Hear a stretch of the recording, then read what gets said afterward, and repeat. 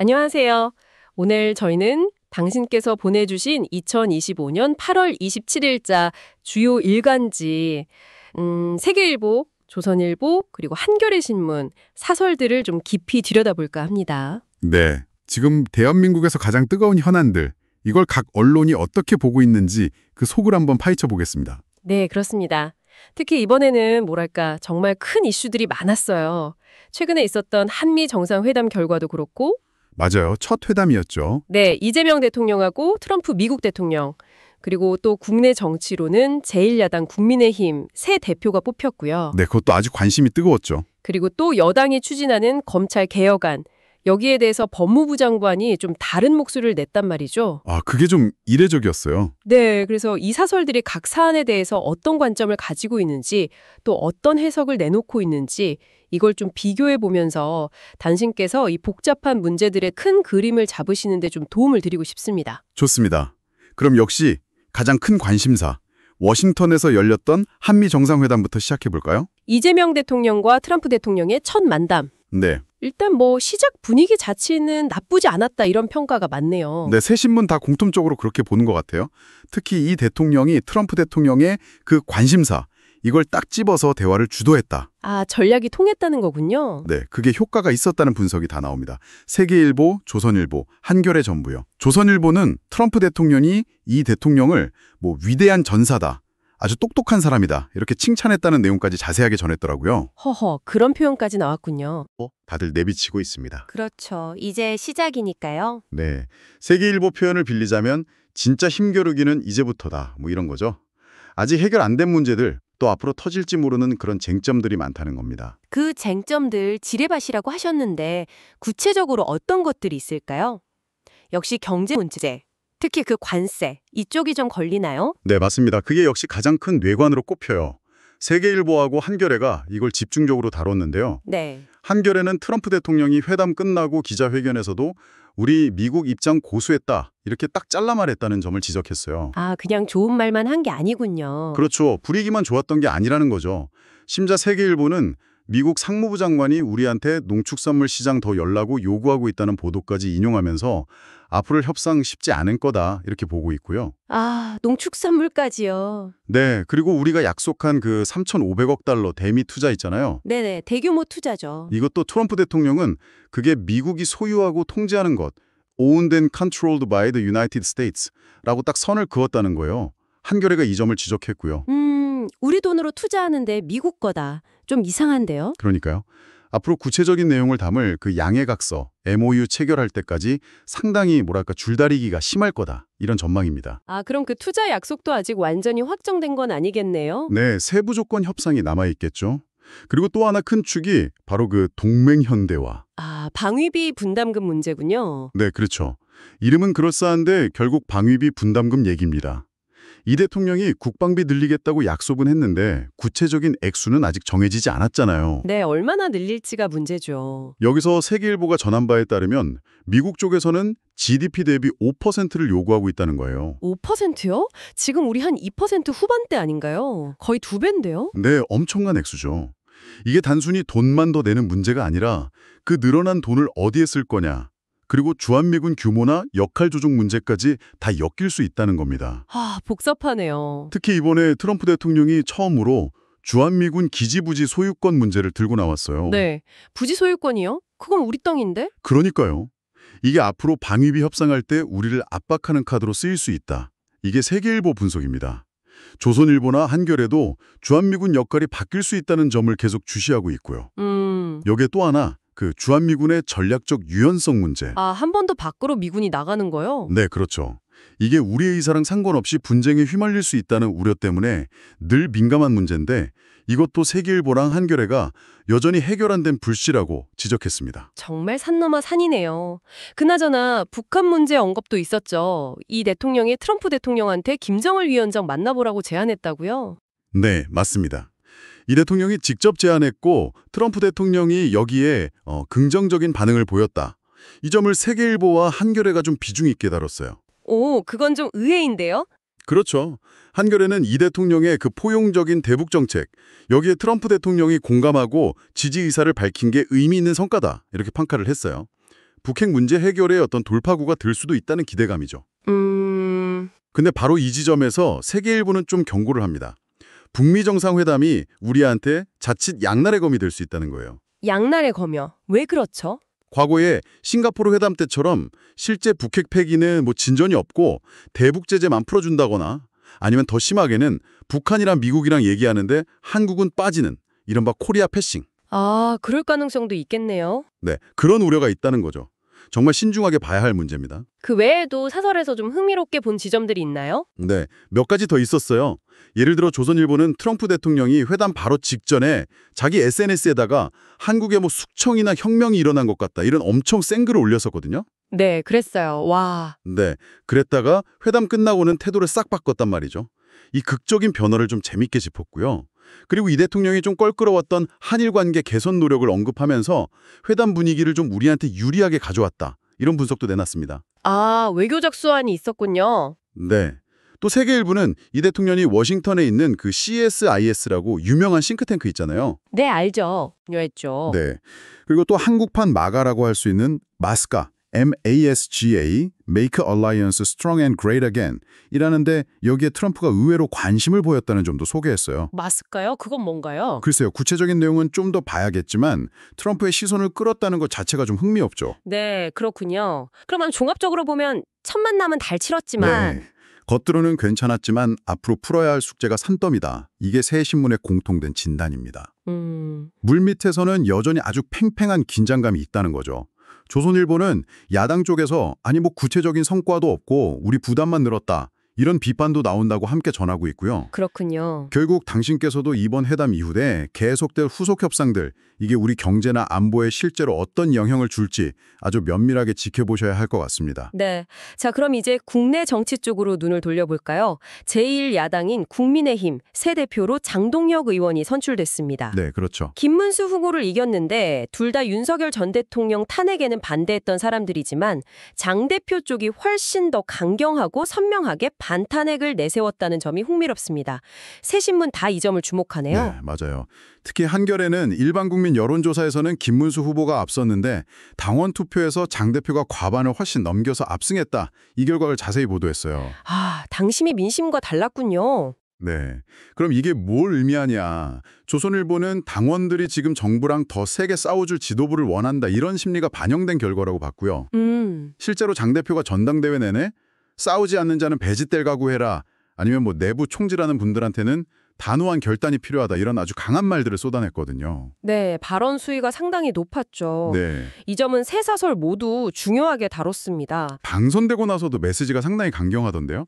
이재명 정권 끌어나리겠다 이런 말까지 나왔어요. 이러면 협치보다는 완전 대결로 가겠다는 신호 아닌가요? 네, 그렇게 해석될 여지가 충분하죠.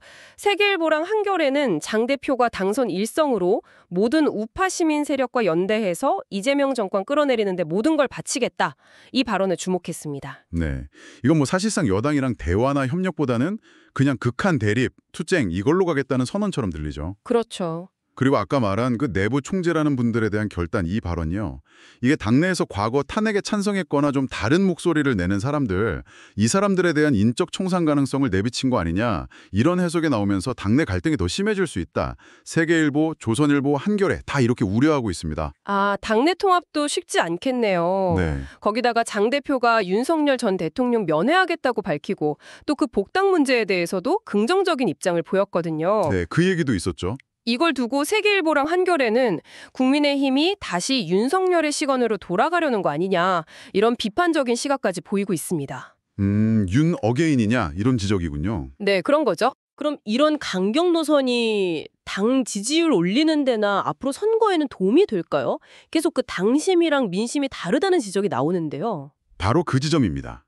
당심과 민심의 이 간극, 이걸 세계일보와 한겨레가 아주 날카롭게 지적하고 있어요. 네. 그가 강성 지지층 입맛에 맞는 그런 선명한 반탄핵, 강경 투쟁 노선.